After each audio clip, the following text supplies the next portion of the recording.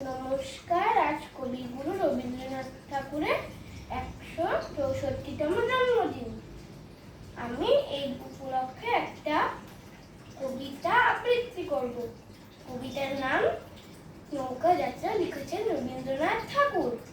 মধু মাঝির ওই যে নৌকাখানা, বাঁধা আছে রাজগঞ্জের ঘাটে। কারো কোনো কাজে লাগছে না তো, বোঝাই করা আছে কেবল পাটে। আমার যদি দেয় তারা নৌকাটি, আমি তবে ১০০টা দাঁড়াটি।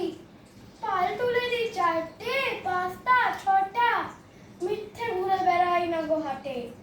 আমি কেবল যাব একটিবার ৭ সমুদ্র ১৩ নদীর পার। তখন তুমি কেঁদো না মা যেন, বসে বসে একলা ঘরে কোণে। আমি তো মা যাচ্ছি না গো চলে, রামের মতন ১৪ বছর বনে। আমি যাব রাজপুত্র হয়ে, নৌকো ভরা সোনা মানিক বয়ে। আশুকে আর শ্যামকে নেব সাথে, আমরা শুধু যাব না ৩ জনে। আমি কেবল যাব একটিবার ৭ সমুদ্র ১৩ নদীর পার।